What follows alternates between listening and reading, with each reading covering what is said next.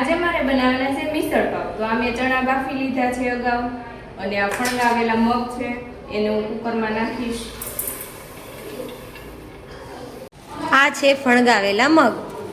આમાં સ્વાદ અનુસાર મીઠું અને થોડીક હળદર કલર આવી જાય ને એ માટે નાખવાનું છે અને હું આને થોડુંક એક સીટી વગાડીશ એટલું બાફીશ। ચાલો જો આ ફણગાવેલા મગ હળદર ને મીઠું નાખીને તૈયાર થઈ ગયેલા છે, બફાઈ ગયા। જો આપણે છે ને હવે ખડા મસાલાનો વઘાર કરીશું બધો। આ ખડા મસાલો નાખ્યો બધો, આ જીરું નાખ્યું, તજ લવિંગ બાદિયા એલચી તમાલપત્ર લાલ મરચું આ બધું નાખ્યું અને સાંતળવાનું। આ મીઠો લીમડો,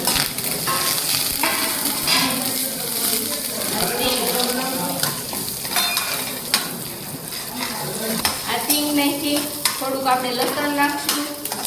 બધા ખડા મસાલાને આવી રીતના સાંતળી લેવાનું, પછી આની પ્યુરી બનાવવાની વઘાર માટે। ખડા મસાલા સાંતળાતા એની પ્યુરી બનીને તૈયાર છે। હવે આપણે બનાવશું લસણ આદુ મરચા મરચી અને ધાણાની પેસ્ટ। આપણે આ કાંદા ટમેટાની પ્યુરી રેડી છે। હાલો આપણે તેલ આવી ગયું છે એટલે થોડીક રાઈ નાખીશું, થોડું જીરું નાખીશું અને આપણે આમાં આદુ લસણ મરચાની પેસ્ટ પહેલા નથી નાખવાની, આ ખડા મસાલાની તૈયાર કરીને એ નાખવાની છે।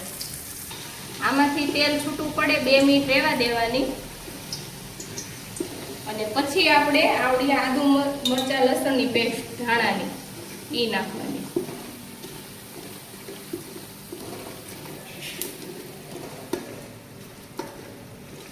બીજું આપણે ટમેટાની અલગથી પ્યુરી કરશું।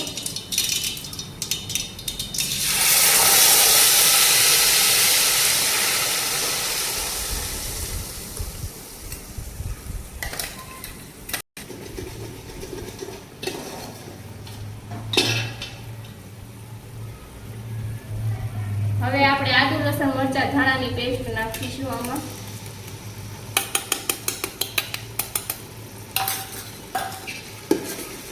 તો બહુ જ મસ્ત સ્મેલ આવી રહી છે મસાલાની, આદુ મરચા ધાણાની।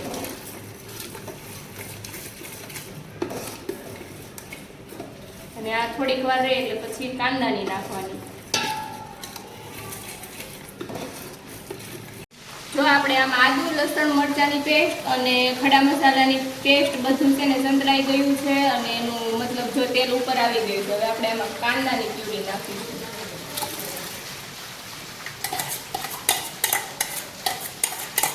અહીંયા ટમેટાની પ્યુરી ચડે છે। હવે આમાં આપણે સ્વાદ અનુસાર મીઠું, સ્વાદ અનુસાર આ મીઠું નાખીશું, પછી લાલ મરચું સ્વાદ અનુસાર,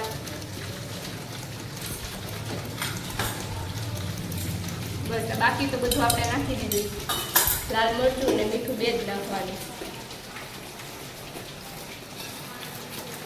અને હજી આમાં આપણે થોડું તેલ આવી જાય ઉપર, પાછું અલગથી પાણી નાખીને તરી બનાવીશું। આ કારીગર બહુ મોંઘો છે, પરસેવે રેબઝેબ થાય છે। કારીગરની પોયરી અહીંયા ઊભી છે। હાય હાય। થોડી હળદર નાખીશું,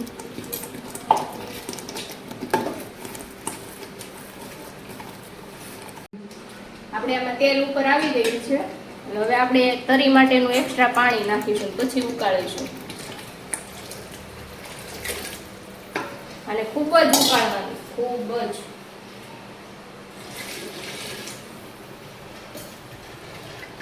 પાણી કેટલું નાખવાનું? હજી નાખવું પડશે એક તપેલું। પાણીનું તો હેતલબેન તમે તપેલું ભરી દીધું હો। હા, એ આપણે પ્યુરી અલગથી નથી બનાવવાની, આમાં જ બનાવવાની બરાબર। મિક્સ। આપણે જ્યાં બહાર ખાવા જઈએ ત્યાં તરી અલગથી આવે ને. તરી આવે ને પ્યુરી નહીં સોરી તરી તરી. તરી અલગથી નથી બનાવવાની આ બધું આપણે મિક્સ જ બનાવવાનું છે એટલે. બરાબર. અને ટમેટા તમે ભેગા નાખવા હોય ને તોય નાખી શકો, પણ અમારે છે ને નણંદ ટમેટા નથી ખાતા એટલે ઈ આની કાંદાવાળી ખાલી કાઢી લેશે, પછી ટમેટા નાખવાના છે. બાકી એક નંબર મિસળ પાવ બનાવે છે, અમે તો બહુ વખત ખાધા છે. તમારે બધાને ખાવા હોય તો એક વખત એનો કોન્ટેક્ટ કરજો. હા નવરા નથી હોય એ ખાલી કહેવાનું છે મજાકમાં. મીઠું નાખ્યું છે પાછું. જો આપણી આ તરી છે ને એ ઉકળી ગઈ છે. હવે આપણે આમાં બધા ફણગાવેલા મગ, મઠ અને ચણા એ બધું નાખીને ઉકાળીશું. પહેલા આપણે નાખીશું મગ, ચણા, પેલા ચણા નાખ્યા સોરી. હવે આ મઠ મઠ, અને હવે નાખીશું મગ. હવે આ ટમેટાની પ્યુરી ચડી ગઈ છે એટલે આને અંદર નાખી દેવાની છે. હવે આને આપણે ખૂબ જ ઉકાળવાનું એટલે તૈયાર થઈ જશે. તૈયાર થઈ જશે મિસળ મસ્ત મજાના. બહુ ટાઈમ પછી આપણે બનાવ્યા. ક્યારે બનાવ્યા હતા છેલ્લે યાદ જ નથી. વરસ દોઢ નહીં, ઘણું થઈ ગયું મને. 2 વર્ષ તો પાક્કા. 2 વર્ષ ઉપર થઈ ગયું. દેવું નથી પહેલા બનાવ્યું. જો મિત્રો આપણું મિસળ બનીને રેડી થઈ ગયું છે. આ જો તરી ઉપર આવી ગઈ દેખાય. એટલે આપણે અલગથી નથી બનાવવાની. આપણે પ્લેટમાં સર્વ કરીએ ને ત્યારે થોડુંક આ કઠોળ લેવાનું અને ઉપરથી થોડીક આ પ્યુરી નાખી દેવાની. અને હવે આપણે ને ઉપર ધાણા નાખી દઈશું. ગાર્નિશિંગ માટે ધાણા. ધાણા નાખી દઈશું. પછી- બહુ જ મસ્ત સ્મેલ આવી રહી છે. વાહ ભાઈ વાહ. પછી કઈ રીતે સર્વ કરવાનું ને એ હું તમને આની પછીની ક્લિપમાં કહીશ. પુણેરી મિસળ. પુણેરી મિસળ આપકા હે ના આપકા હે જો આપણું આ મિસળ બનીને તૈયાર હતું એને આપણે આ થાવડીમાં લઈ લીધું છે અને એની અંદર નાખ્યું છે આ ચવાણું પ્લસ કાંદા અને લીંબુ અને સરસ મજાનું આ પાઉં સાથે ખાવાનું છે.